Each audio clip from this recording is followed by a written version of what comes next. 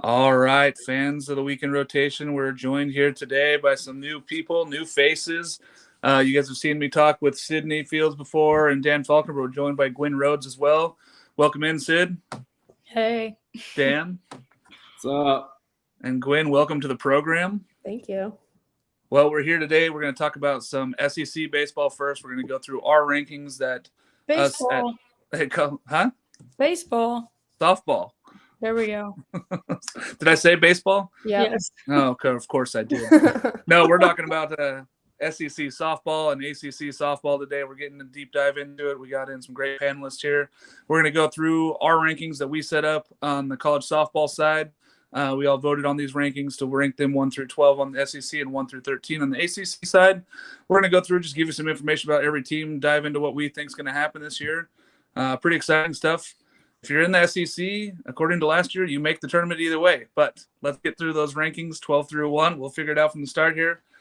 Jake, you're going to join us on this first one. We know you love A&M. Number 12, Texas A&M. Just the Aggie slander is real. A&M's going to be a surprise team, I think, for a lot of people. I know that they finished dead last in the SEC, but they still made the tournament. I think that just kind of shows the gauntlet that is the SEC.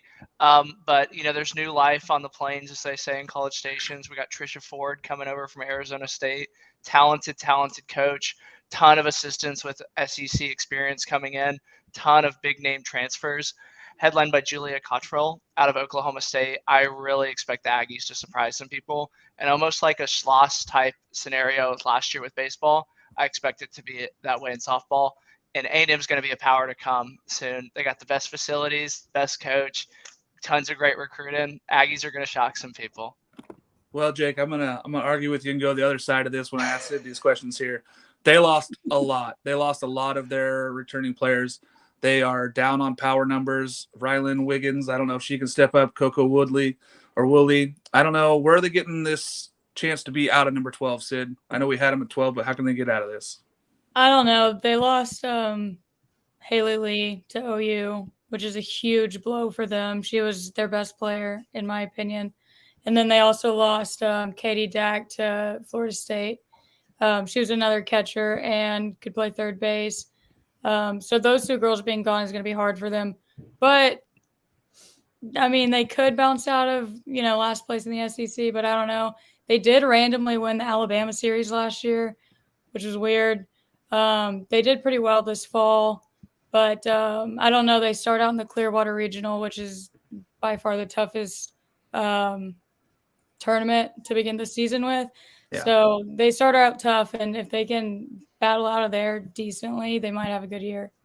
They got the transfers coming in. They got some freshmen, Ayanna Coleman, Keely Williams, and Amari Harper. I just don't see them climbing their way out of 12th this year. I think they will be good in the future. I don't think this is their year. Sorry, Jake. I think that they stay down there at 12. But, hey, if they have a season like last year, they still make the tournament at 12. Moving to number 11 here, we got Auburn. Dan, tell me a little bit about this Auburn team. Yeah, Auburn was they were a pretty good team a year ago. They finished middle of the pack. They ended up falling in the Clemson Regional, right? They lost back-to-back games to Clemson and ULL to end their season. Do have pretty good talent coming back. You have first-team All-SEC Maddie Painter coming back. You have freshman of the year Bree Ellis returning. So you do have really important production coming back in those two-star players. A lot of the rest of the talent kind of left with the team after losing to Clemson. So it'll be a bit of a tough bounce back, and that's part of the reason we have them this low in the preseason rankings, right? And like Mark said at the beginning, this is the Southeastern Conference. Literally anything could happen. I mean, if you look at the standings from a year ago, there was no one team that just absolutely dominated. Really, outside of Arkansas, it was really everyone else kind of middle of the pack, and that's the reason why so many teams can make it into the tournament. Is just they're all so good. Yeah, I agree. I think that there's just a lot of talent there. Gwen, I know we got like Maddie Pinta coming back, Michaela Parker, Carly McCondici. Do they have enough to get above this line here, or is this kind of where they're sitting this year while they're rebuilding? I don't know. I think Maddie Penta kind of stepped up last year like she was supposed to. But I think if they get maybe a third pitcher, I think they have the offense. I think Denver Bryan is coming back, and I think she got injured pretty early on in the season. So missing her and her coming back is going to be a big draw for the Auburn Tigers. But I don't know if they can rise above middle of the pack. Yeah, it's going to be tough. It's a tough conference. It's not easy. Road games were trouble for every team in the SEC last year. No team really was crushing the road games. So when we look at this next team here, Ole Miss, they have a tough road to climb. They don't have a ton of offense returning. Gwen, where are we at with this Ole Miss team? I kind of like Ole Miss. They're kind of one of the teams in the offseason that really reloaded in terms of the transfer portal. You got a couple players out of Oregon, I believe. And I just think that pitching staff is really what needed to be reloaded because you lose one of your best pitchers that you've seen come through the program in the last couple of years. So I think any team in the SEC kind of needs to be a little bit worried about Ole Miss and the pitching staff. You lose a great pitcher, but you definitely reload with a couple great ones as well. Yeah, I think that they'll be tough on the pitching circle. It's tough to be in there with a lack of experience, but they have enough people coming back. Yeah. Sid, do they do anything different this year? Do they change their game style, or are they still just going to try to go hit the ball out of the ballpark here? I think they have a good power hitting team, decently for Ole Miss. I'm with Gwen. I like them too. A lot, and they got some really good transfers out of the portal. They got Jenna Lord from Alabama too, who I expect to be really good for Ole Miss this year. And I don't know, I think they'll do well. I will say one thing I like about Ole Miss getting the players out of the portal is they got multiple SEC players out of the portal, one from Georgia and one from Alabama, like Sydney said. So already having that SEC experience, I think will really help the Ole Miss transfer players. Yeah, and it's when you bring in people that understand SEC and they know how this conference is, it's a lot easier than going out there taking these teams from these mid-majors. It's tough week in, week out, and when you have that experience already of seeing how lively and exciting it is, it's really easy to get lost in the moment, but not if you've already played SEC. So going to our next team here, number 9, Georgia. Dan, I'm going to let you take this one. What do we got with Georgia? Yeah, actually, so I'm not entirely too high on Georgia. They did lose a good bit of their home run production, and in today's game, like a lot of your production comes from the long ball. You're still needing to at least get people on base and drive them in home, but you are getting back the All SEC outfielder Jada Kearney coming back. She had 15 home runs a year ago, and besides that, not a whole lot of talent coming back. I have them closer to the bottom now. In a perfect world, y'all just talked about them. Ole Miss is at the bottom of the SEC, and I'd love for that to happen. But Georgia, they'll be closer to that end, in my personal opinion. I don't know a whole lot about the freshman incoming class. I haven't been able to see who they brought in, but it doesn't look like it's enough to put them at the top of the SEC. And they'll have a bit of struggle especially like we're talking about on the road. Yeah. And it's tough when you don't have that experience coming in, especially I'm excited to see what Madison Kerpix can do there on the circle for them. Maybe she can be the person that gets them over that hump and can get them over the 500. The best freshman, I think, coming in for that program there is Jaden Goodwin. I'm excited to see what she can do down there, but it's a lot to lose and expect to win down there in Georgia, and they want to win now with how successful they were last season. When we go down to teams that were successful again, Missouri, I don't know if they have enough to step up. Sid, what do they got down there in Missouri that's going to make you look at this team twice? What's crazy to me is they have 9 pitchers on their pitching staff. One of them is returning, Jordan Weber, and she was a really good pitcher for them last year. They definitely needed her back. The end of last season, they lost to Arizona twice, and their postseason just wasn't good.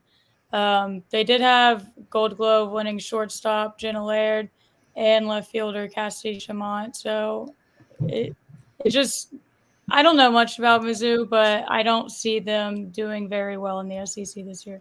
Yeah, losing Wirt and Wilms, that's a lot of offense you're talking about replacing. Yeah. A lot of that's going to fall on Cara Daly. I don't know if she's going to be able to step up and take all that pressure, but that's going to fall a lot on her to be able to carry this team, especially with the long ball, just doing anything offensively to get these guys moving. It's a tough conference, and when you're sitting at that bottom half, you got to have people that step up that you're not expecting. So I like to see Cara Daly take a step up here, maybe lose a few more balls, get into that double digits, really crush the ball here for them. Looking at LSU, Gwen, when we look at LSU, I know that they have all the experience. They have all these people. They have their top 6 hitters back. What are we looking at with this LSU team?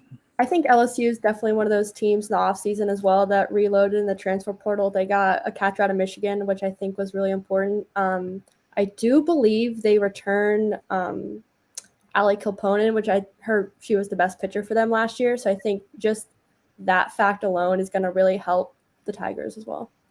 Yeah, I do. I think that that's going to help them just kind of ease into this season, get going with what they're trying to do and accomplish. Dan, what do they got on the offensive side? Look, LSU is a wagon, and I use that term lightly. There's not a whole lot of teams I use with that. They're, 2 years removed from being a top 8 seed in the tournament, and just like you're talking about, Gwen, with the offense, they do have it. Their star transfer they got is Hannah Carson from Michigan, Yep. and actually I think she'll be playing in the infield because you have one of the top freshmen in the country in Macy Bergeron, who will probably be playing behind the plate. Phenomenal player. Extreme power. Expect her to be one of the best freshmen in the entire country this season. Remember that name, Macy Bergeron. I'm huge on Macy Bergeron. I actually have her highlighted twice in my notes here today. I think that she is going to be terrific for LSU. I think she steps in right away. Power hitting catcher. Hopefully she can work with these pitchers well. I think the experience of Kilponen on the mound really gives her a chance to develop as a catcher and not have to stress so much about working with these guys. Danica Coffey, Clara Briggs, they got offense. I think that the top 6, like I said, top 6 hitters are back. Watch out for this LSU club. If they can get out, it's going to be tough to beat. I will say one of my favorite things about LSU, they lose Taylor Tidwell for second base, but they replace her with Carly Petty from Oklahoma State, and I think they won't miss a beat with Carly Petty in that position. Yeah, no, I think that they're loaded. I'm with Dan. I think that they should probably have been higher, but we just haven't seen the experience yet. I'd like to see them really go into it the first few weeks. No wagon, as Dan is saying for it here. Moving on to number 6, we got Kentucky. Now, they've been tough. They have a lot of returning players. They have freshman Chelsea Mack, an outfielder who's fantastic. When we look at that, what are we looking for, Gwen, when we look at this Kentucky team? What are they bringing to the table in the SEC? I feel like Kentucky always brings pitching. Like last year, they had a ridiculous amount of pitchers, kind of like Missouri this year. They are always stacked for some reason, and the right fielder can pitch for some reason. Like they always have a pitcher that is out of their back pocket, and you don't know why. So I think if they keep that up, I think last year they kind of misplayed their pitching situation, especially when they played Oklahoma. They could have used pitching their 20 different pitchers to their advantage, and they didn't. So I think if they kind of capitalize on that this year and really utilize Alexa Lakatana, I think is how you say her name, they can really buckle down in the pitching circle. You do need an ace, whether you have 20 pitchers or you don't. But I think if they really develop her, I think they'll be good. And obviously they have Kayla Kowalik back for a 5th year. So having her at the top of the lineup is really going to help them. Yeah, you got Kayla Kowalik, and then you got Erin Kaffa. Those are people that are going to create runs. So it comes down to, can Alexis really get those outs for them? Can Alexia get those outs for them where they really need them? And like I said, Chelsea Mack coming in as a freshman, I think that that's going to help them also keep that lineup moving and keep going with some hits here. That was kind of their bugaboo. They had great top 4 hitters, and then they kind of fell off in the back half, and they really couldn't get production if those guys were not rolling, and that cost them late.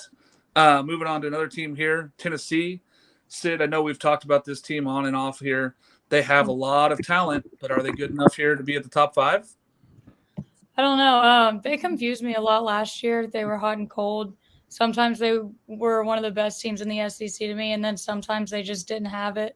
And ended up going 15-8 in conference, but they had 41 wins overall. They did lose to Marks Beavers in the Knoxville Regional, which was crazy in itself because at the time they were one of the best teams in the SEC. But they had a pretty decent fall. They tied with Duke. I think they lost quite a bit of talent because they haven't been doing as great as they were last season just throughout the fall. So I don't know what they're going to look like this year. That's why I don't think I put them in my top 3 or 4 even. So I don't think they'll be what they were last year. Yeah, I got them high, middle of the road here. I think that their ceiling is not 1 or 2 or 3. I don't think that they finished that high this year.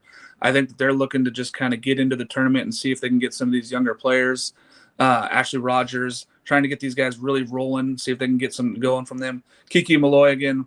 That's great to have in your lineup. 360 last year, 15 home runs. It's outstanding to have that kind of production.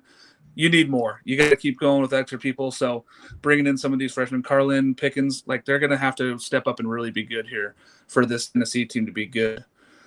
Dan, I know you're excited about this next one. Number 4, Mississippi State. Take it away, sir. All right. Well, Mississippi State, we shocked the world a year ago. Don't talk about it. I will get off the podcast. I will get off. I will. So in this situation, Gwen's pain is my happiness, and I'm sorry for that, Gwen. But Mississippi State does have a lot of work to make up for, and losing 2 of your star players, obviously the home run queen in Mia Davidson.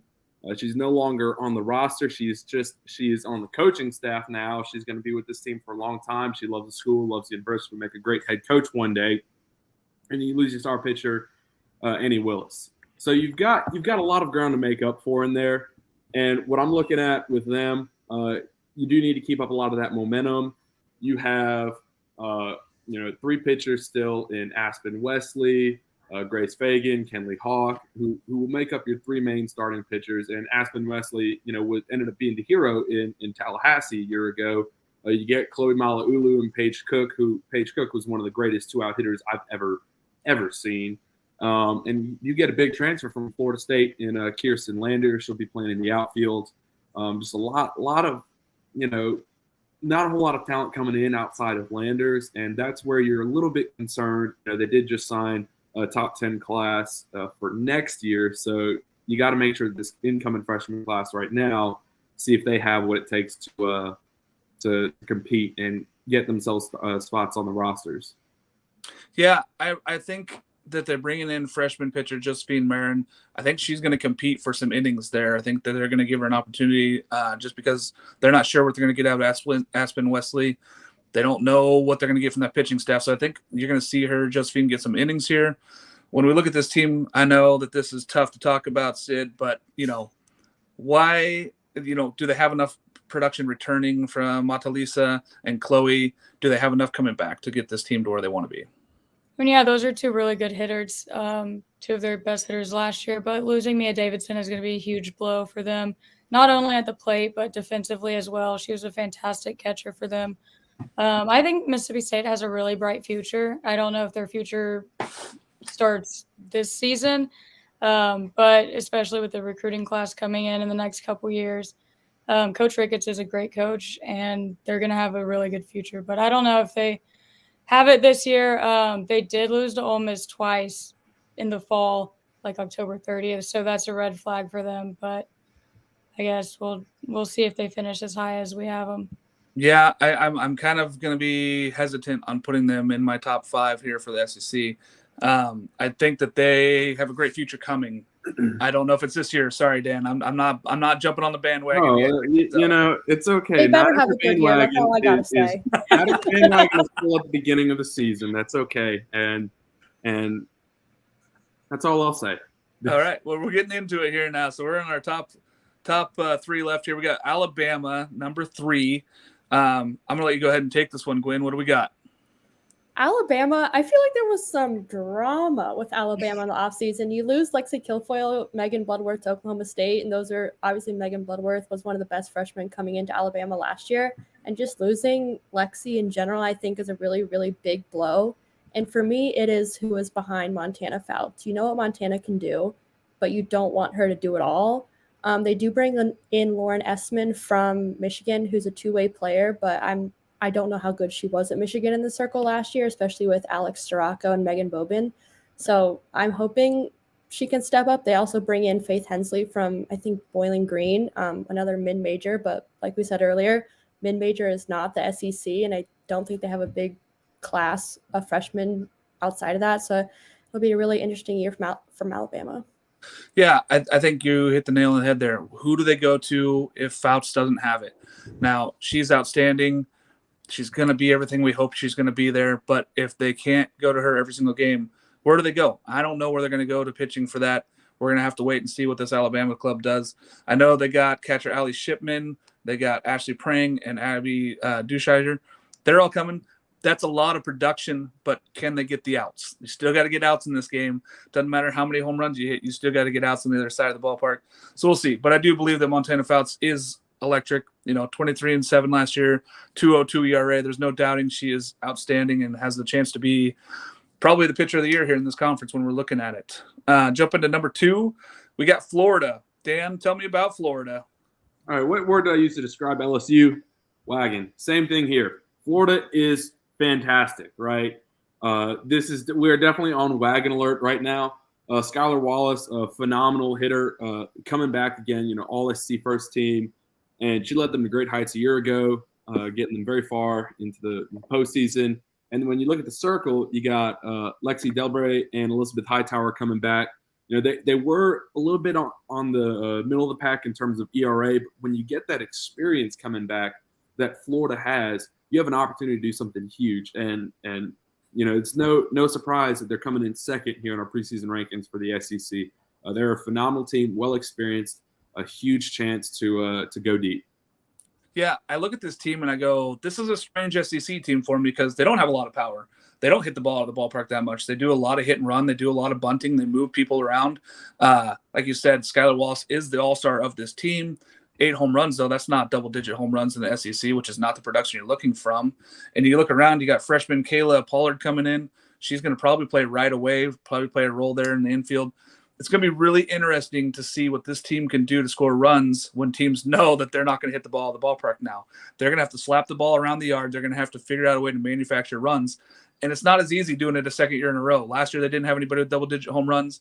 Coming back and doing it again, you're not going to surprise any of these teams. You're going to step up and see that they're all ready for your small ball. So I'm interested to see what it is. I do like Florida. I did have them as my third team this year, so having them in the top 3, not surprising. I think they're well coached. They're ready to go.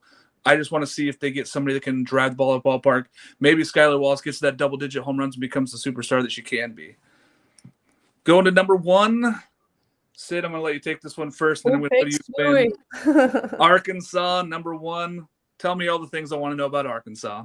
This Arkansas team is going to look a lot different than the past 2 or so. There we go, Jake. Than the past 2 or so Arkansas teams that we've seen. They're not the huge home run hitting teams. We're not going to see multiple people with 20-plus home runs. They're going to have a lot of small ball going around. There's a lot more speed on the bases this year.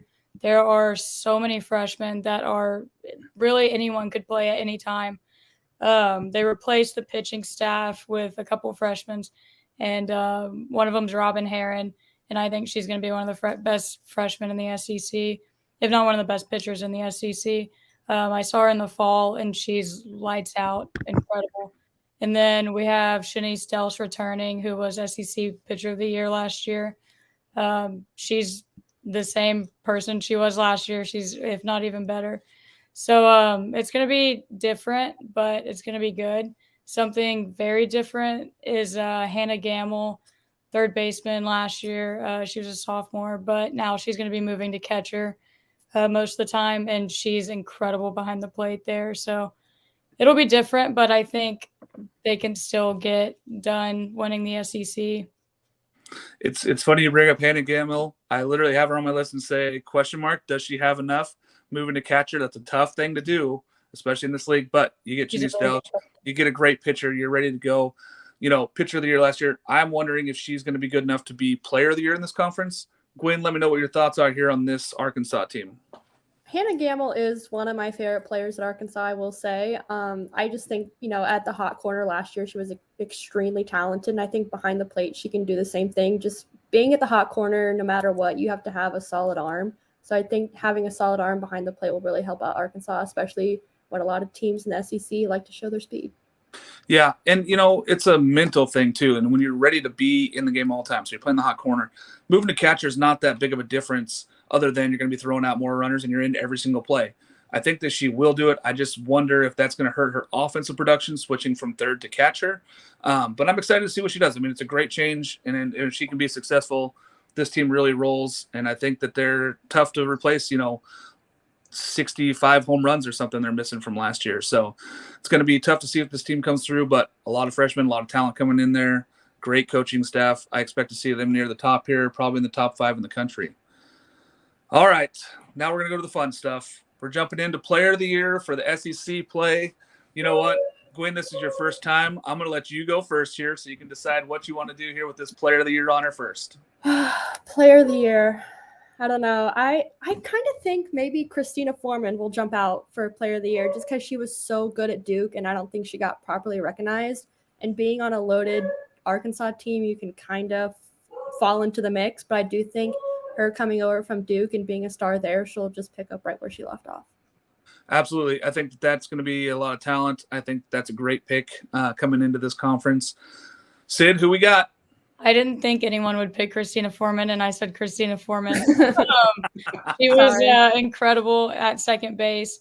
I saw her in the fall. She was incredible again. I saw a home run or two from her, and she had 15 home runs last season. She'll fit in perfectly. But then I also had Hannah Gamble just because of her production at catcher that she's going to have. Her offense is going to have to step it up again. And but her leadership is just so there. She is one of the top leaders on the team, and so I think she has what it takes to get the Player of the Year honor. 2 Arkansas players so far. They're both going to have to step up for this team to be successful. There's lots of room there. What do we got, Dan?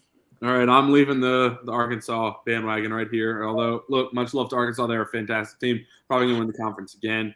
I'm actually going over to Gainesville, Florida for this one. I do think Skylar Wallace is going to win it. I think she can hit above 400 this year, and I do think she will get into the double-digit home run category, and she'll carry Florida to a national seed.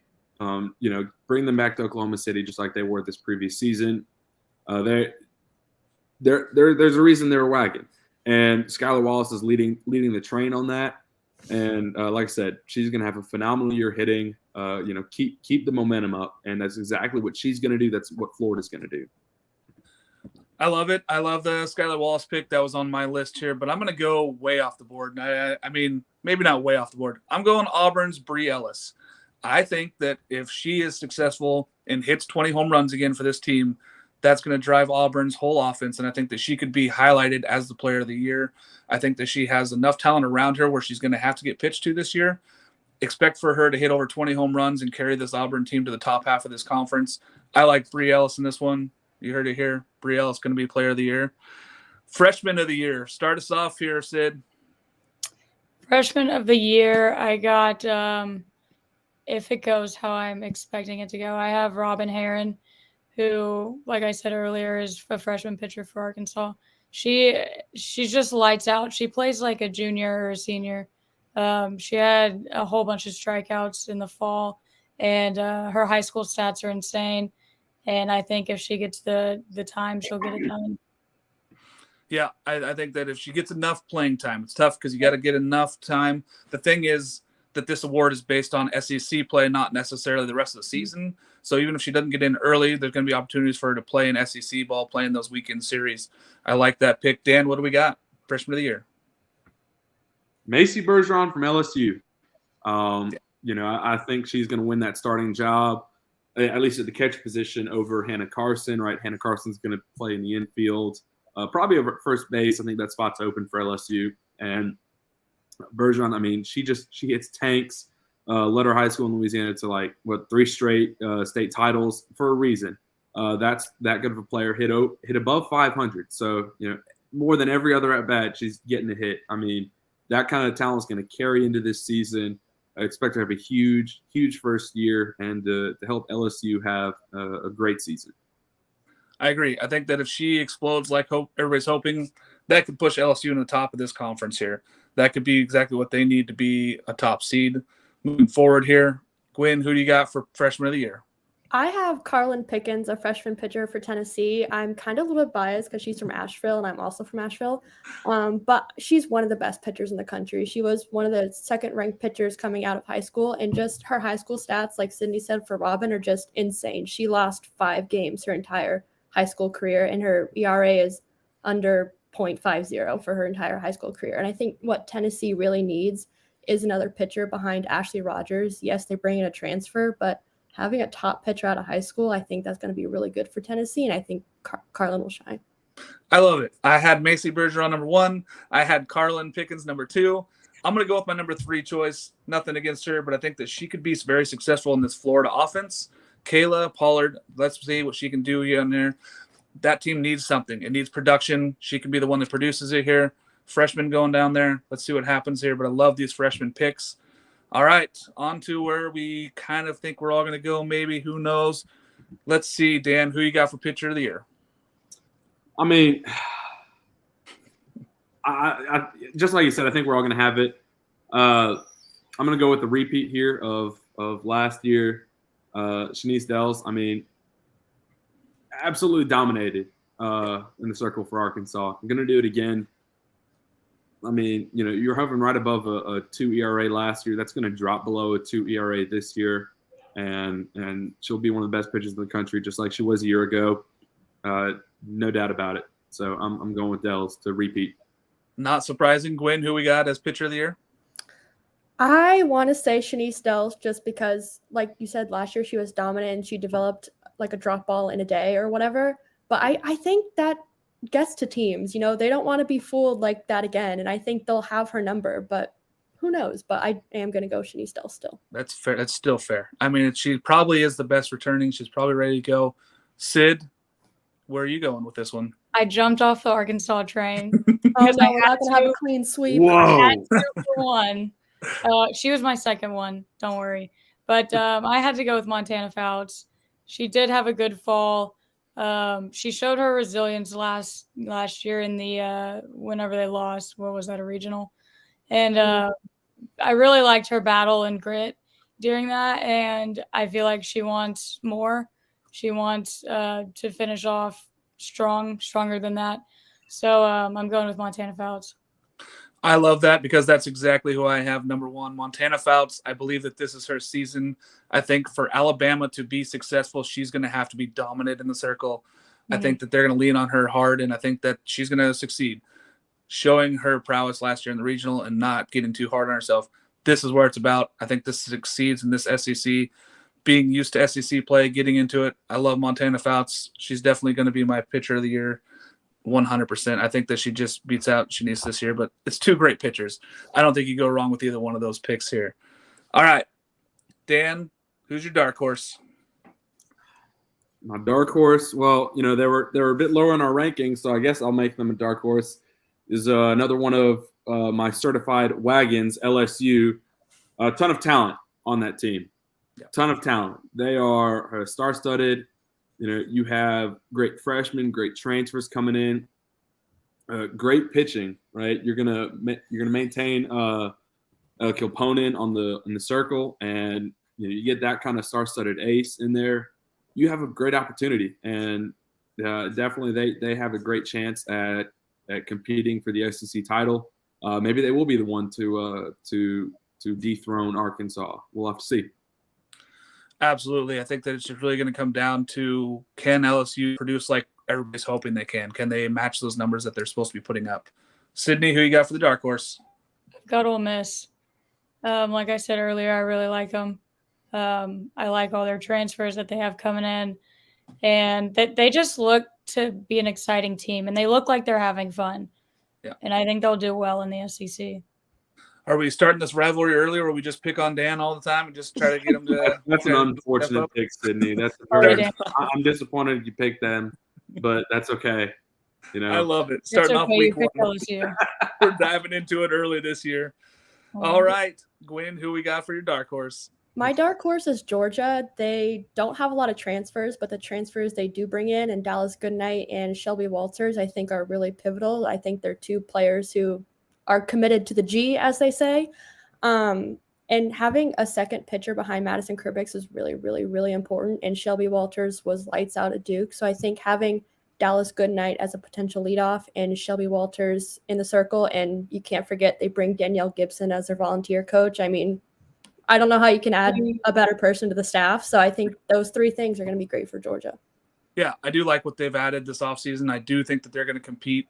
Again, it's SEC, though, so I want to see what these guys can do in the SEC versus where they've been. Excited to have that staff building up with Gibson, but I'm going to go hard on Auburn. If I'm going to go dark horse, I'm going to bring Auburn with me, because if I think Brie Ellis is going to win Player of the Year, I'm going to take her all the way to the dark horse. Auburn can win it if she is successful and carries this team. So I'm going to go Auburn, Brie Ellis. You heard it here. Carry me first for this, all right, please? Don't make me look silly. All right, we're going to jump into some ACC now, guys. I know that Gwen's been ready for this one. I know we've done a lot of stuff on the SEC. We're going to dive into some ACC ball here. Number 13, I should say. Pitt. Gwen, get us started here on Pitt. Pitt, I'm sorry, Pitt. If you don't make the tournament at your own hosting the ACC, I'm terribly sorry.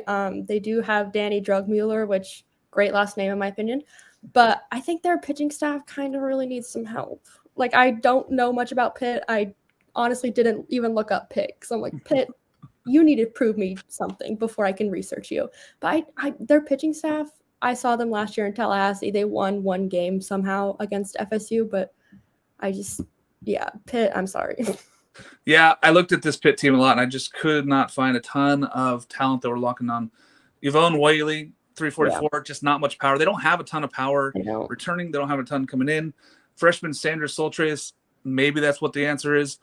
I still think Pitt just kind of sits at the bottom of this ranking here, ACC. I just don't think that they're what we need them to be. So I think that it's just going to be on the lower half here. I just don't think Pitt can ever get to that top half. So number 12, Boston College. So what are we looking at here? Boston College, Sid, let me have it. Well, they've been improving every season the last couple of years, which is a positive. They returned one of their best hitters in Hannah Slike.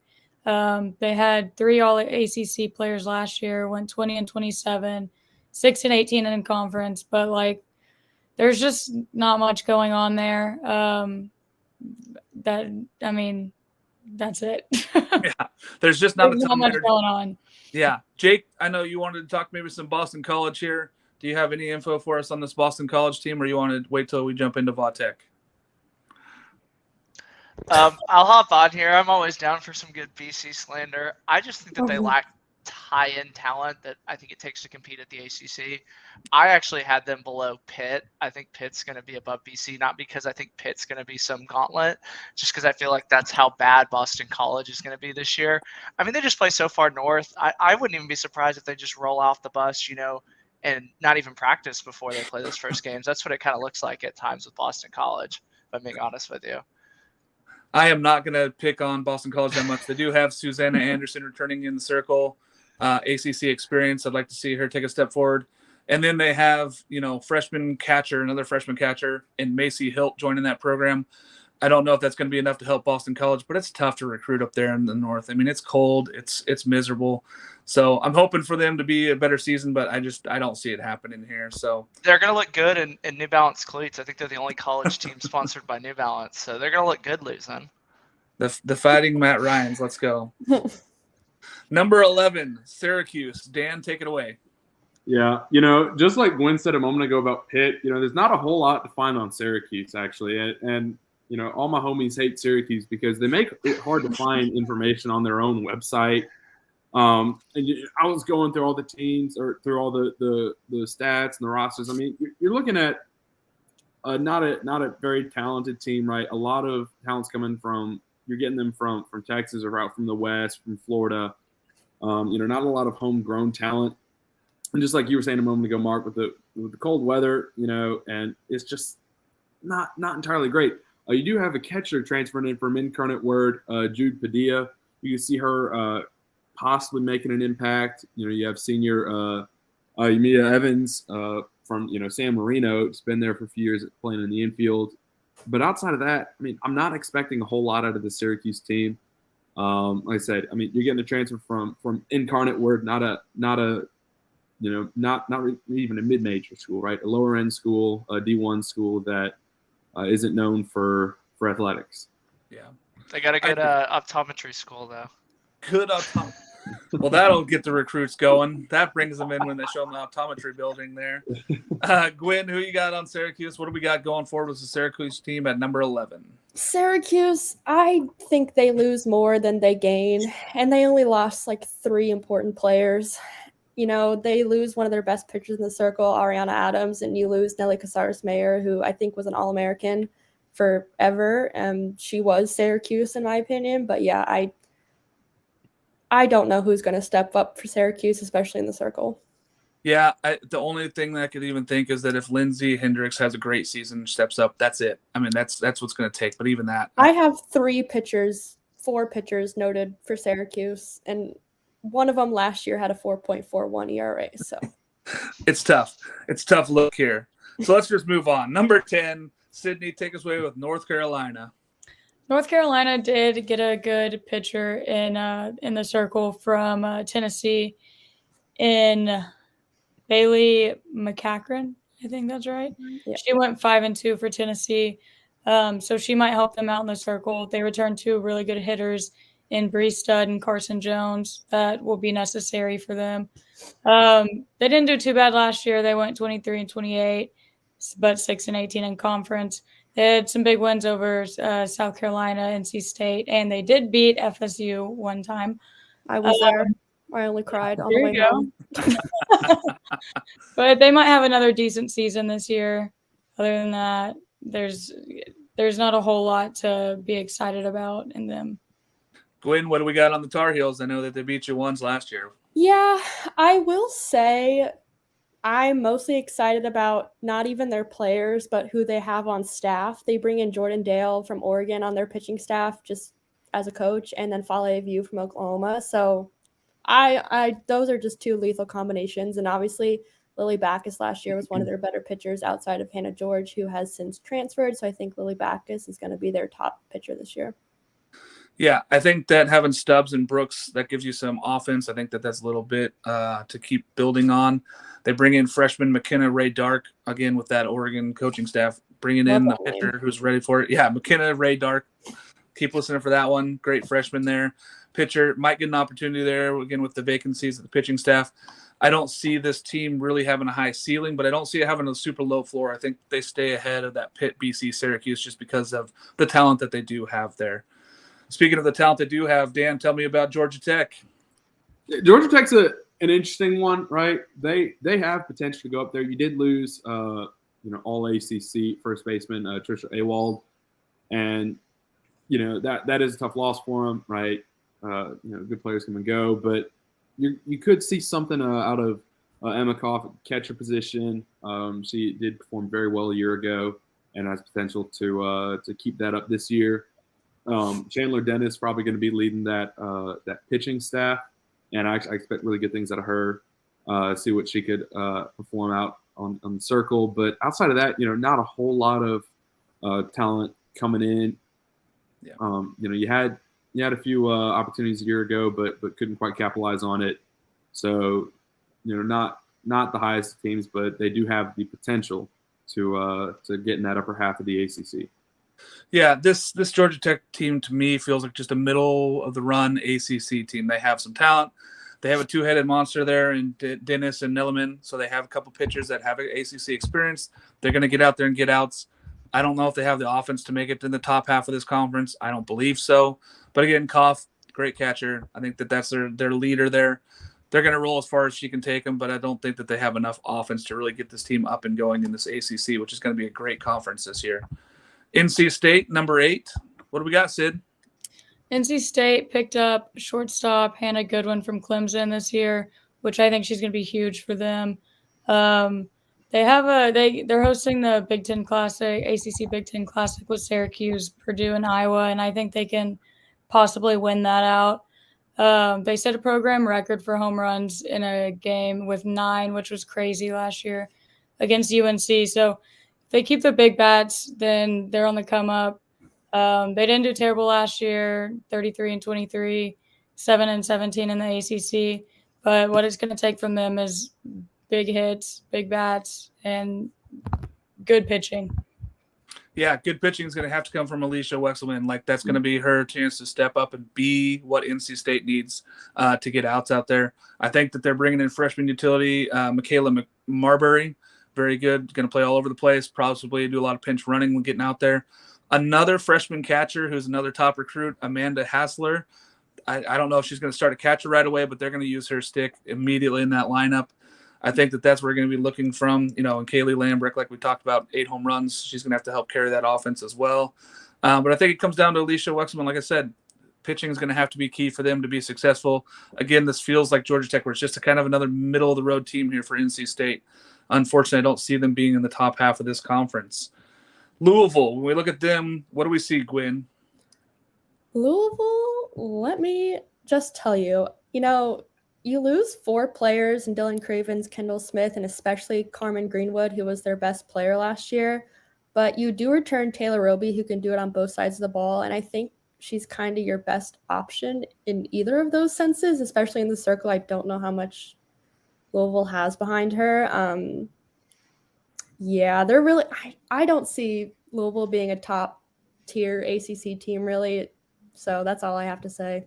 Yeah, it's tough when you look at them. The freshman pitcher, Cassie Grizzard, I think that's about it as far as they have as far as talent coming in the pitching side.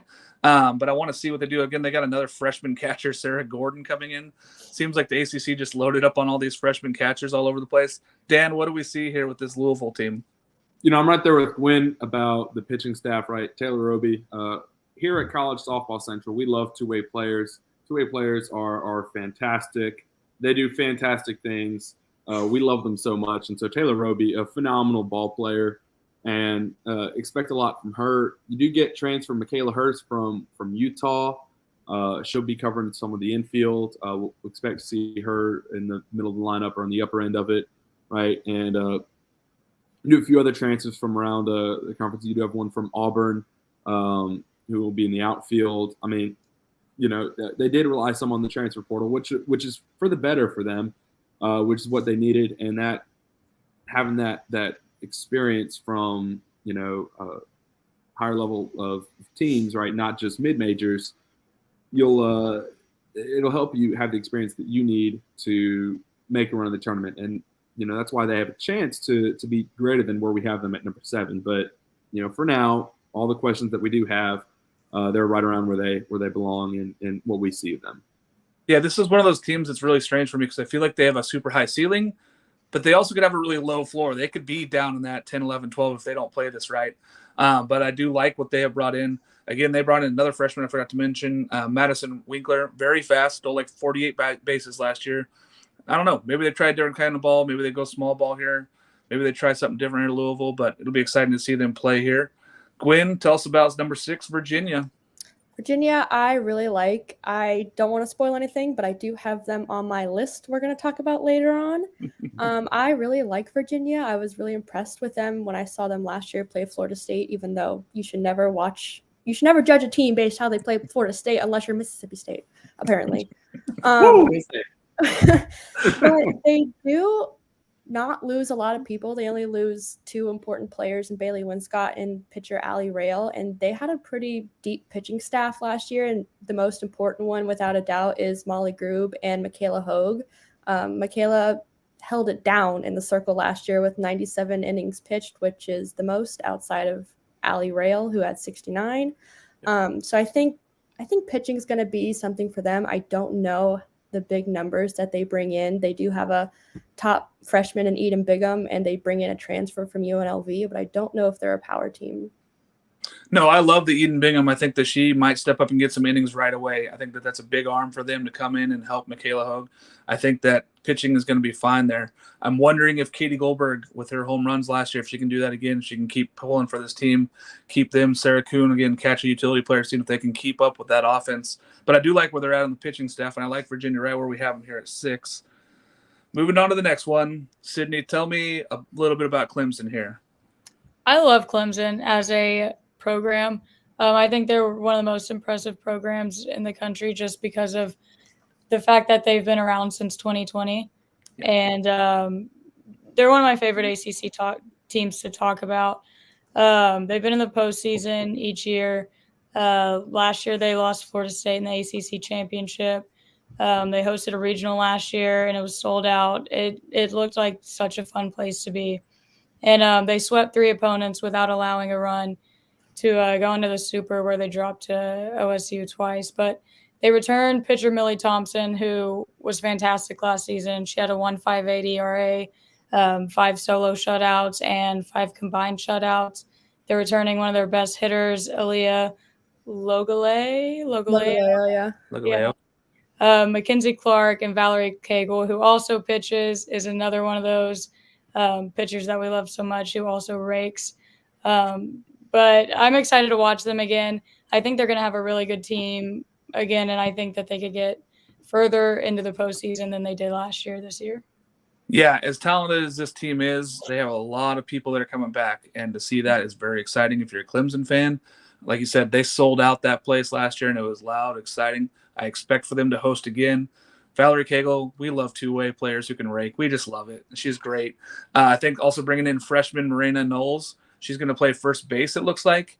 Tough for a freshman to play first base in this league, but she's going to come in and rake right away. She had tons of home runs in her high school. It's exciting to see what she's going to do here. Again, freshman Morena Knowles. Expect to see some good things out of her at Clemson. Notre Dame, number 4. Dan, start us off here with Notre Dame. What can they do? Notre Dame is a good squad, really good team. They fell in the regionals last year, but you had ACC Player of the Year in Karina Gaskins, right? Hitting above 400, 13 home runs. Phenomenal first baseman. A really good chance to repeat as Player of the Year in the conference there. The pitching is where you have a few questions. I mean, I'm still high on them with being able to retain their talent and keep that momentum going. Like I said, they fell in the regionals a year ago. Expect them to bounce back. Another big year from Gaskins, and you could easily see them right back in the super regionals. Yeah, it's a good team. It's a good ball club. They have a lot of talent. Again, 3-time ACC Player of the Year, Karina Gaskins, 13 home runs, 61 RBIs last year. Sid, what else is this Notre Dame team going to do? What are they going to bring this year?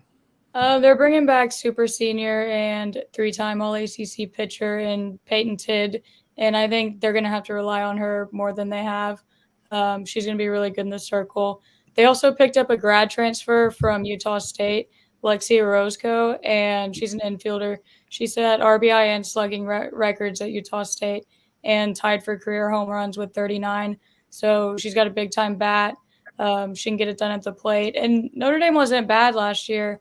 They just ran into McNeese when they were hot in the regionals. And so I think that they could make it out of the regionals and get to a super this year. But they're going to have to rely on some big bats. Just to remind everybody, I don't hate Notre Dame, but I did pick McNeese last year because I did like where they were going, and I do hate Notre Dame. I think you were the only one, too. But the three-headed monster for me is what it is. Tidd, Holloway, and Becker, those 3 pitchers are going to come in. They're going to shut out some teams in the ACC. They're going to be really good. And when you have a 3-time Player of the Year in Karina Gaskins, you're really looking good when you're going into this. Number 4 might be a little bit low for them, but I think we have them there for a reason. Freshman Mickey Winchell coming in the outfielder, very highly recruited. Excited to see what she can do out there, but it's going to be a mix of a lot of talent that they already had there and bringing in a couple new people. So moving to number 3, Duke. Gwen, let us know about this Duke team. Duke, if you're a Duke fan, you definitely know about Peyton St. George, and you're probably still upset that she graduated because she's been there since the dawn of time, or at least the dawn of the program. And nearly a decade. That's very serious. But they do have Jayla Wright coming back, and she was a great second, especially when Shelby Walters was out for the entire season with a foot injury. And now that she's transferred, you're going to need a second and third pitcher. And Claire Davidson's definitely going to be a second pitcher as well. She was great in the FGCL this past summer from what I've seen, and she can do it on both sides of the ball. She's a great power hitter as well. Yeah, I expect her to get a lot of at-bats also. I was just going to mention that, the at-bat. She's going to get some time hitting. They return Anna Gold and Kelly Torres. That's a lot of hitting there. They're bringing in one of the highest-rated freshmen that they've ever had in Amina Vega. She's going to be playing middle infield probably somewhere, either second base or shortstop. They don't really know where to put her yet. And, freshman pitcher Sophie Gardner-McKinnon, she's going to come in and try to battle for innings also. So that's going to help relieve some of the pressure off of Jayla Wright, taking over that role as being the number 1. So I'm excited to see what this Duke team does. Again, for being such a short program like Clemson, these teams are really competing, going out there and getting players. I'm excited to see what happens here. I will say about Duke, they do have players that have been there for a really long time, but they lose a lot of players that have also been there for a really long time, like mostly to the transfer portal, which isn't a bad thing because they're mostly grad transfers. But I just think you lose so much great talent that's been there since literally the start of the program, I don't know, we may see Duke slip a little bit, but I doubt it. They could slip. I'm excited, though, to see this young talent. I want to see if these young players step in and really buy into what this staff has done, which is let's be a powerhouse right now. Let's not try to call it rebuilding. Let's keep this momentum going and keep building on what we did last year. Looking at that, when we look at Va Tech here now, Dan, number 2, tell me something about Va Tech, and I'm going to go to Jake after you, because I know he's going to have something to say about Va Tech. Well, last year, first thing we thought about Virginia Tech was the two-headed monster that was Keely Rochard and Emma Limley, your ACC Pitcher of the Year and ACC Freshman of the Year in that respective order. And, you lose Rochard, like I said, who had a phenomenal season. But you do get to keep Emma Limley, who will obviously be the ace on the circle. And you got to look to see who you can bring in to excuse me. Sorry, I've been sick, and I'm trying to not show it. You're trying to see. You can't put all that weight on Limley, and that's part of what made them so good. Is that if you had to take Rochard out, you could put in Limley. If you're taking Limley out, put in Rochard. That's part of what made them such a wagon a year ago, and so that's really where it goes back, right? Can you get production out of pitching? Yeah, and it's tough. I know that they're bringing in freshman Lindsey Green, so I don't know if this is where they go Emma Limley and Lindsey Green now take over that role where they're a dominant pitcher and then a freshman that comes in and maybe freshman of the year. I don't know where they're going here with this, but that's what I lean on. Jake, what are we seeing here with this Virginia Tech team? I love Virginia Tech again this year. It really does kind of feel like the golden age of diamond sports at Virginia Tech with their baseball and softball teams just dominating. They're going to lean very, very heavily on Emma Limley just to fill the shoes of Keely Rochard. Those are going to be very, very big shoes to fill. But the infield at Virginia Tech is just so talented. Cameron Fagan, Bree Peck, Kelsey Bennett. I think that they probably have the best infield in the ACC. They have a ton of talent, ton of experience, and I think the ACC is going to run through Blacksburg. I wouldn't be surprised if we sit here, at the end in June and they repeat as ACC champions. I think that's just how much talent they have on this team. This team is very talented. One side note, after looking through them multiple times and getting super confused, they have 4 young athletes named Emma, and that was throwing me off in my brain, looking at 4 people named Emma, so I don't even know how their coaching staff does it. 4 of their 25 players are named Emma. Good luck with that staff and keeping track of that. But, yeah, Emma Ritter, again, returning 400 hitter, 8 home runs. Bree Peck, like you mentioned, 11 home runs. That team is very good. I'm excited to see what they do moving forward. All right, let's get to them. Florida State, number 1. Gwen, let us know what we have on them. I want to know why the ACC runs through Blacksburg if Florida State are number 1. That's what I want to know. As far as I'm concerned, the ACC runs through Tallahassee, as it very well should. Whether the regional runs through Tallahassee, I hope it does. Last year, I was scared. But, yeah, obviously the huge thing and the thing that we've all been dreading if you're a Florida State fan was losing Sydney Sherrill, and you lost her far sooner than you'd wanted. But that's the only big question in my opinion is third base, but you do have Christina Hartley who kind of played there a little bit last year, and you do have a freshman Avery Weisbrook who can easily fill that position. And then you also think about pitching staff behind Kat Sandercock, who definitely has the stats to be ACC Pitcher of the Year. But they bring in a great transfer in Allison Royalty from Arizona State after the dismantlement of Arizona State, sadly. But you also bring in Allie Dubois off of redshirt, who is the Boston University pitcher, everything. Like, she was great in the Patriot League and at Boston. So I think just having those 2 pitchers behind Kat will really help. You bring in 2 outstanding freshman pitchers in Maddie Bach and McKenna Reed from Oregon. So I think those will really kind of fill those questions for any FSU fan. And then you can't talk FSU without talking about Michaela Edenfield behind the plate. Area 51 will be alive and well this year. That I very much promise. Yeah, I was really excited about this McKenna Reed. She was an Oregon Player of the Year, the Gatorade Player of the Year, super talented at Tigard High School, just up the road from where I'm at here. Seeing that she's on that staff there with Sandercock, that pitching staff is really tough, super talented. I expect for them to post a lot of shutouts and a lot of low-scoring games. Sid, what are we missing? Are we missing anything on this FSU team? I don't think so. I'm also really excited to see McKenna Reed. Her high school stats are absolutely insane. I'm also excited to see Allison Royalty there. Like Gwen said, they had a great year last year. I think they come back with revenge this year. They don't want to end their season in Tallahassee again in a regional. And so I think they get hot again. and I think they bounced back very well this year. Yeah, Harding, Mudge, Leonard. I think that team is just ready to go. I don't expect to see anything other than Florida State winning this. Sorry, Jake. I don't believe it goes through Blacksburg. I believe it goes through Tallahassee. I think Florida State runs away with this. Now that we're here, let's get into this Player of the Year conversation, though, because I know we have a lot of talent here in the ACC. Again, Dan, who you got for Player of the Year? Well, I don't want to be boring and have a four-peat, but I mean, how can I not pick Karina Gaskins? I mean, I'm serious. Like, I don't know how not to. That'd be pretty cool, though. A four-peat of the Player of the Year award. Gonna go with it. Notre Dame, watch out for them, and watch out for Gaskins. Yeah, it's hard to vote against her. I mean, coming in here, I personally did this time, but I'll get to that when it's my turn. Sydney, who are you going here with the ACC Player of the Year? I'm going Valerie Cagle, Clemson. Love her as a pitcher, love her as a hitter. She had a 1.92 ERA last year and 13 home runs, 44 RBIs, 308 batting average.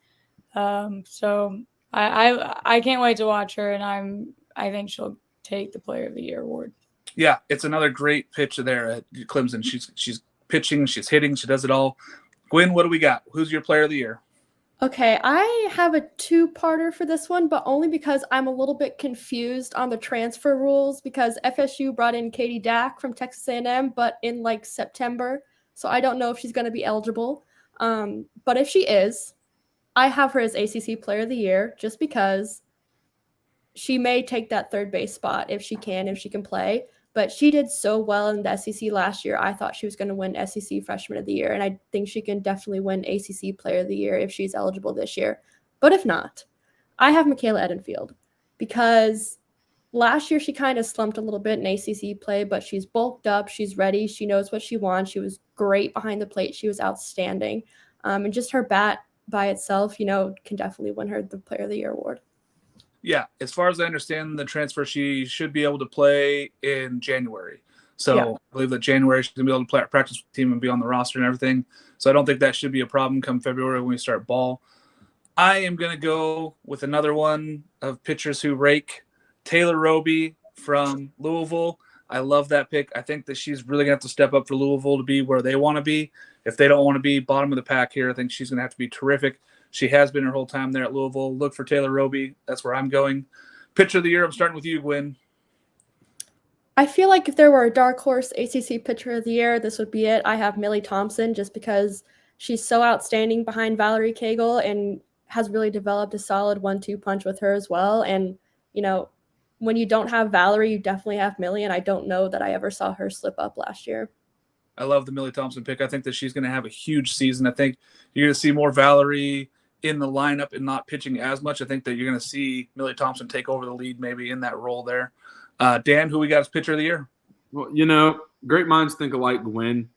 I was kind of split on this one, and I was going to give the edge to Millie Thompson, but, you hit Millie perfectly right there. I do think she'll be taking most of the innings this year.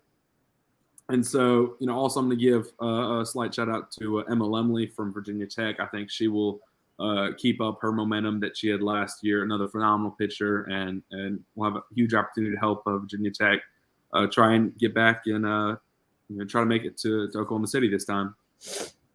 I love where you're at there. Sydney, where are we at here with Pitcher of the Year? I went with Emma Lemley, Virginia Tech. She was really solid in the postseason last year. She was fun to watch. She went 16-6 with a 2.12 ERA, and she won ACC Freshman of the Year last year. So I think she'll have to really step up in the circle for Virginia Tech, and I think she will. Yeah, I believe that is a good pick there. I think that she's going to have to be great. Another one that I think is going to have to be great for them to be successful, I'm going to go with Duke's Jayla Wright. I think that she's going to have to be really good for that team to be as successful as they want.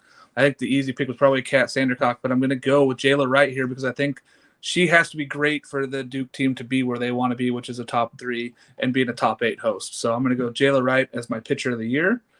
Freshman of the Year, start us off, Sid. I hope that we get to see her enough to win Freshman of the Year, but I went with McKenna Reed. her high school stats are just too insane to not try to give her that honor if she gets to develop and become a star in the circle for FSU at some point. But with 21 shutouts, 3 perfect games of 4.6 ERA, like that's just insane. So I just hope we get to see her enough to where she can get that honor. I really wonder with this Florida State team if they're going to turn her into some sort of closer save role where they're going to let her be the hammer early in the season and try to get her innings built up early in college ball. I wouldn't be surprised if she's coming in a lot of 6th and 7th or getting in late games.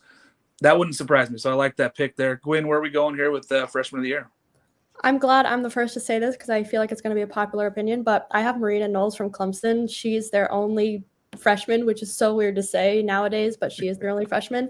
And I think there's a reason for that. She provides a lot of power and a great first base. So I think she can really stand out at Clemson. She's going to get all the opportunities there, I believe, at first base. I don't see any way that she doesn't get time. Again, Freshman of the Year award is a lot of times it's opportunity. It's not necessarily always the best freshman, but it's the best freshman who also gets opportunity to succeed. I love Marina Knowles there. What do we got, Dan? Once again, Gwen, you and I, great minds think alike. Love That's it. why I was glad I went first. Knowles is phenomenal. And just like Mark said, though, you talk about opportunity or best. I mean, it's possible that she could be the best, and she has the opportunity. You pair those two together, it's a great combo. And this Clemson team, just in general, returns so much talent, but they still have the opening for Knowles at first base. That, like, I know it wasn't my turn to talk about them at the moment, but like, put them on wagon alert. Yeah. It's a very good ball club. I think that she really fits right in. That could be the key to get this Clemson team to where number 1, possibly, fighting with Vautech and Florida State there for that top seed. I am torn between 2. I really like Virginia's in Bingham. I just don't know if she's going to get the opportunity in the circle this year enough. So I'm going to go with Duke infielder Amina Vega. Again, their highest recruit ever. I think she steps right in day one. She's going to have opportunities to be successful. And if she gets that offense going, then look for her to possibly win that award as a freshman of the year. All right. You know what, Gwen, why don't you start us off here with this dark horse? Who's your dark horse this year? I have Virginia. I don't think we ranked them very high, but I really like the Who's. I'm high on the Who's, as you say. Yeah, like I said, I think they can bring a lot in the pitching circle. They have a lot of talent, but definitely the 2 pitchers I mentioned earlier, and Hogue and Grube, I think that's what really will seal a deal in the pitching circle. And in the ACC, it's quickly a pitcher's conference, so those 2 will really help them out. Yeah, I love that. Like I said, and then with the freshman Eden Bingham, they have talent in the circle. I just don't know who's all going to get enough innings there, but if they're all fresh the whole time, ready to go, that's tough. Dan, Who you got for dark horse? So, we have them ranked low, and so I'm not. But in my rankings, I think they're number 1. I just want to give another shout out once again, Clemson. They're taking most of my awards here because they're that good.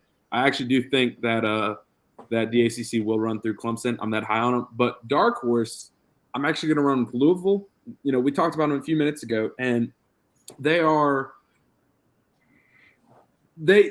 don't know what you're going to get out of them, and that's what I think is so exciting about it. You have no idea. And Mark's pick for Player of the Year in Taylor Obi is a phenomenal ball player. And you got a few transfers coming in. And if your transfers, hit the ball well and get a lot of production in that lineup, look out for Louisville. If they don't, well, you can come back. Someone can bookmark what I'm saying now and come back and call me an idiot. But we'll get to that, in May. Sydney, who we got? Who's your dark horse? I also went with Virginia. I think they're going to be really good in the circle and defensively. Offensively, they're going to have to figure something out. They weren't the best hitters last year, but I really like them defensively, and I think they'll be exciting to watch that way. Yeah, I think we all think Virginia's going to be great on the defensive side in the circle. They're a tough team. I'm going to go with where I was in my chalk pick with Taylor Roby, Louisville. We're going to go 2-2 here. We got Louisville. I do believe that Louisville is going to go as far as Taylor Roby can take them. I think I like them as the dark horse pick with Dan. So we got 2-2 split down the middle here between Louisville and Virginia. I love it. All right. Now we're going to get into some individualized questions here. Sydney, I want to know, does Arkansas make a run at OKC? Who do they lean on? How do they get there? I think the potential's there. I think definitely super regional again.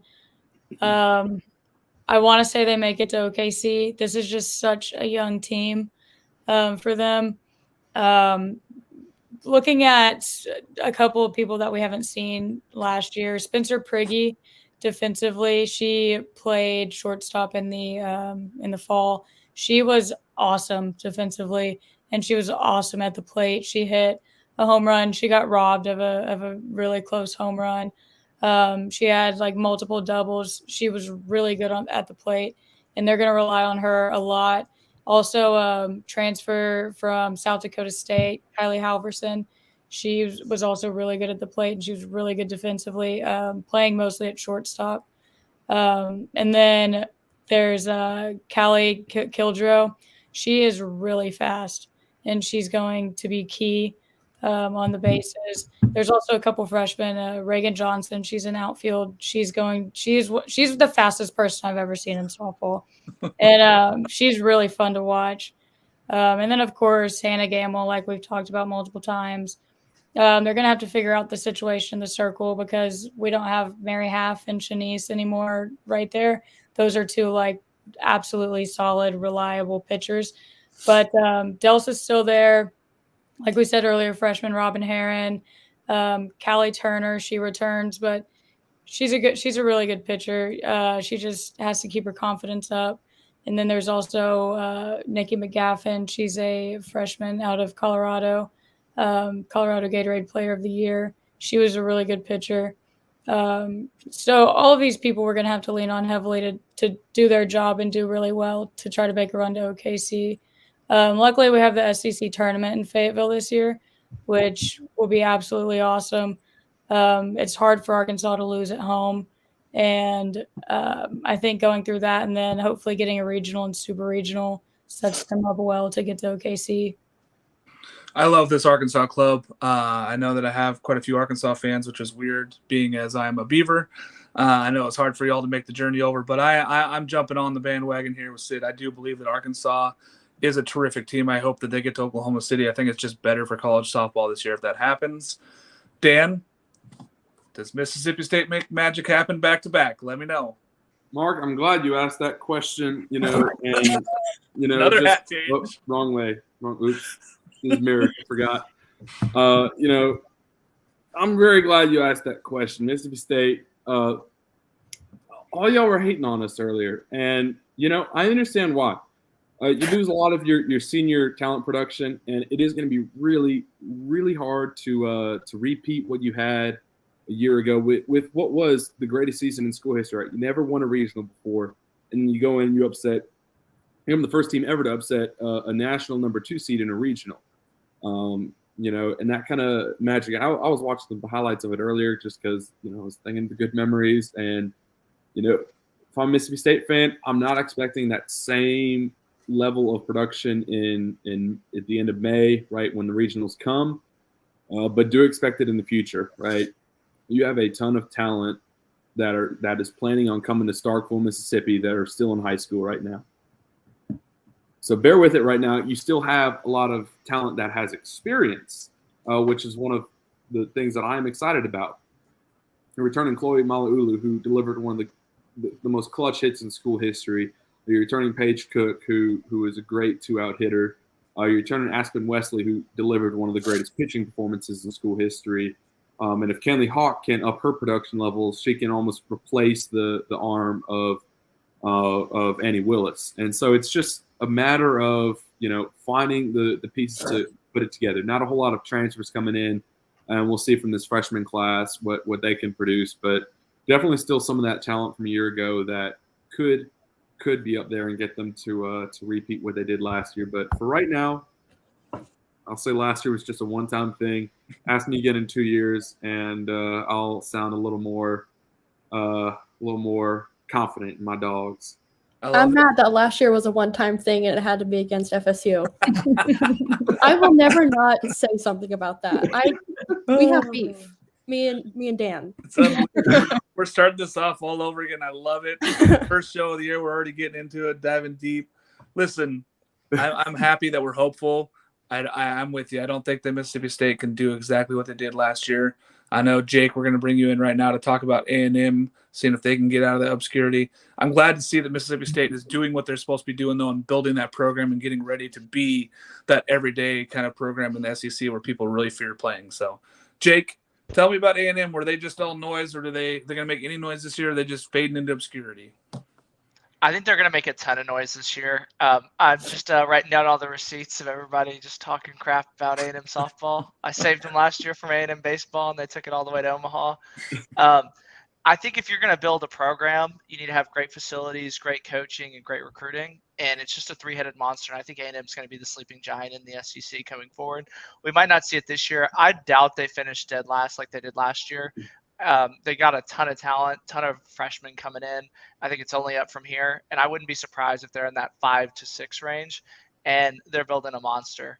And you watch, Davis Diamond's going to be rocking. It's hard to pick against you, Jake, because I was hard on you last year with A&M's picks in baseball and Virginia Tech and Vatech. I was hard on you for both those. I eat my crow when it happens. I was wrong. I don't think I'm wrong here with Texas A&M softball. I don't think that they're going to make the step this year. I like where they're going also. I don't think they make the step this year. Speaking of a team that should make a step forward, Gwen, when we look at Alabama, do they have a chance of keeping up with this Arkansas team? Can they make an SEC title run?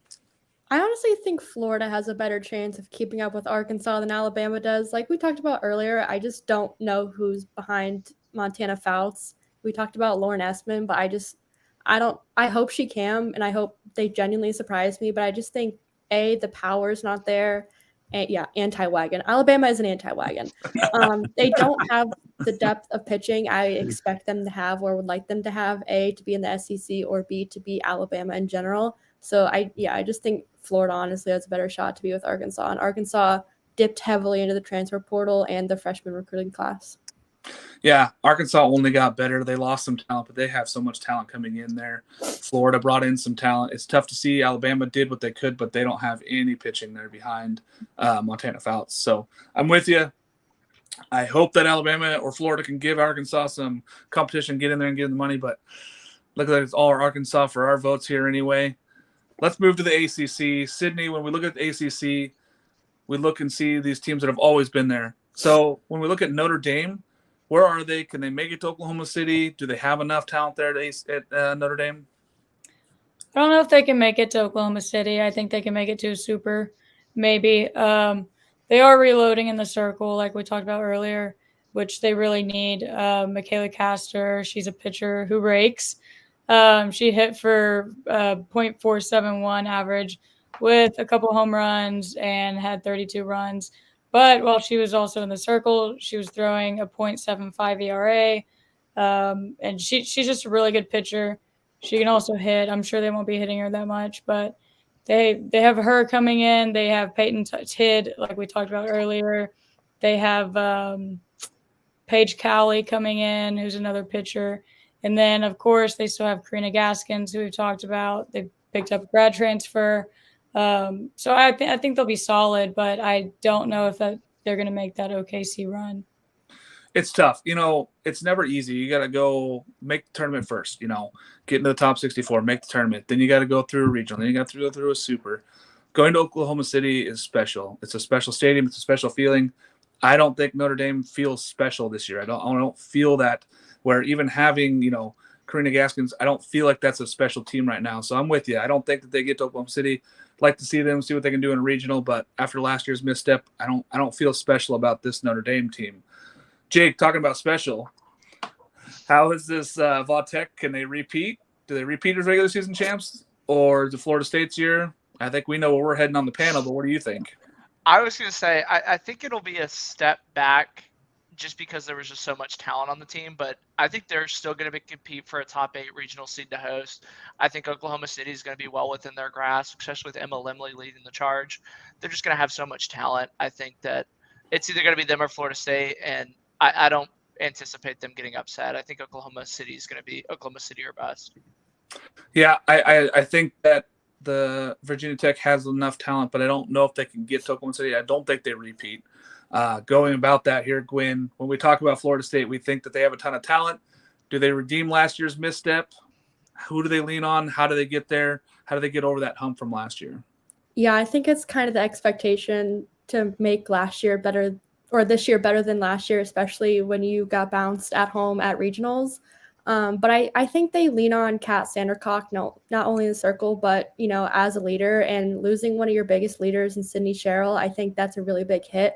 But I think Kat will step up, and especially other players like Kaylee Mudge. She's, a senior this year. She's kind of been a quiet leader, especially at the plate. I think she'll really be a good one for the team as well. And just Michaela Edenfield, like her mindset, and Devin Flaherty as well. Michaela's an undergrad, but, I think just her experience so far in 1 year is better than half the country. Yeah, and I think, like you said earlier, loading up with freshman Maddie Balk and McKenna, out of Oregon, McKenna Reed, that this team feels like it's going to be ready to make that next step and really get to Oklahoma City and make some noise for themselves. I expect this team to host a regional and a super. I expect for them to be a top 5 program all year. I think that they go a long ways. I think it's all on Kat Sandercock, though. I think a lot of this is going to fall on her to see how good she is in that circle. They have some people behind her, but I really want to see her. 30 wins last year is incredible. So it's hard to say she's going to repeat that performance, but we'll see what happens here. I like this Florida State team a lot. Dan, Duke, crazy last season. Unbelievable how they made that run. Do they make it to OKC this year, or is it just a one-and-done kind of thing where they were so successful last year? Oh, man. I have been looking at my notes here for, a long time, thinking about just this question right here, because it's hard to tell. And I'm going to say no for now. Not just losing Peyton St. George, even though that was a huge loss on the mound. You do have Jayla Wright in there, and you're going to see Claire Davidson get more innings pitching. You got 2 freshmen coming in. You could see Sophie Garner-Mackinson or McKinnon and Cassidy Kurt possibly getting time pitching as well. But a lot of that's going to fall on Jayla Wright. A lot of it's going to fall on her. And can she maintain what she had a year ago? And then just with the hitting, you lose so much home run production from a year ago. You hope that Anna Gold, who was an all ACC freshman team selection at third base, maybe she can keep up what she's doing, and possibly Sarah Goddard she had a limited role a year ago, and they only have 3 outfielders on the roster, so it's going to be a little tough for them. The spots are basically guaranteed in the outfield, right? But Goddard is the one who had the most playing time a year ago. And that was in a limited role. She'd come in pinch hit or defensive replacement. A lot of that was her main role a year ago. And she did very well in every opportunity that she had. Now it's time, all right, you're a starter, you're leading this outfield unit, go get it done. And they could, but I just don't see it happening this year. Yeah, I'm upset. I think that Duke is 1 year away. I think that they brought in a lot of talent here in this freshman class. I feel like they're just not going to be there this year. They love Jayla Wright. I picked her high. I think that Duke is 1 year away. I think that this is not the year. I think next year they really look to make another splash. So now we're going to go into the last question here. Jake, I'm going to start with you. Percentage, the chances that an SEC or AC team knocks off Oklahoma this year? That's a tall task. I think, the knee-jerk reaction is yes, the SEC is so deep, but I think that just kind of speaks to how deep Oklahoma is. I would say it's about 50-50. It's just so tough to repeat in any sport, especially softball. And if I were to ballpark it, I think it's definitely going to be someone from the SEC or the ACC. 50-50. All right. Sid, what do we got? I'm going to go with 60-40. That someone from the SEC or ACC will knock off Oklahoma. Dan? 37% that someone does. I don't see it as likely. And if anyone does, I know it's going to be my Clemson Tigers. I'm going to adopt that now, or our Clemson Tigers. We're going to adopt that. But 37%. Gwen, where we got? I don't know. She wants to say Florida State so bad. She does. I can see it in her eyes. To be honest, FSU does play Oklahoma during the regular season. So if they do both find themselves out in Oklahoma City at the end of the year, which obviously Oklahoma definitely will, I think FSU stands the best task. I can't predict the rest of the field, but I'm hoping FSU gets there and Oklahoma gets there. And I think FSU would have the best opportunity, especially out of all the ACC teams. I'm sorry, I can't root for our Clemson Tigers. But I think overall the SEC probably has a better chance. FSU is just one team. I think a lot of the SEC teams probably stand a better chance. Did you give me a percentage? Oh gosh. She's gonna say 90. No, 90 I'm gonna say Florida State. 40%. I'm not 40. So we're all pretty low. I'm I'm going to go 70%. I think that the Oklahoma train has run its course. I love the chances of an SEC or ACC team. I think that if you're going to give me Florida State, Virginia Tech, and you're going to give me Arkansas, and you're going to give me Florida, I'll take those 4 teams and give me a 70% chance that one of those teams is going to beat Oklahoma this year. So I like where we're at here. Jake, any last words? Go Hokies. We'll talk about it more tomorrow on the baseball show, but go Hokies. Sydney? Whoa, big. Dan? Love our Clemson Tigers. Also, I want to make a note of something that, in case anyone comes back and looks at it, we purposefully left off South Carolina on our rankings. They are not good. They might not win a game in the SEC this year. And they won 3 a year ago. So they are 3 or 5, one of those two. I don't know. I can't count. They're not good. And so with my Clemson love, I also go with my South Carolina hate. AJ's just punching air right now. You had how long of a head start, South Carolina, and you still let Clemson beat you this bad? And they're like 3 years old? You're letting a toddler beat you. There's a baby beating up on you. This is why we did not include South Carolina in our rankings. They were a dishonorable mention. And if you're a South Carolina fan, I'm not even sorry. South Carolina fans, sorry, but we did forget you here. This one, we did have you dead last in there. We just forgot to mention you guys dead last. Mark's sorry. here to be sorry for you. I'm not. I'm here to pick up that slack this one time. Gwen, any last words here?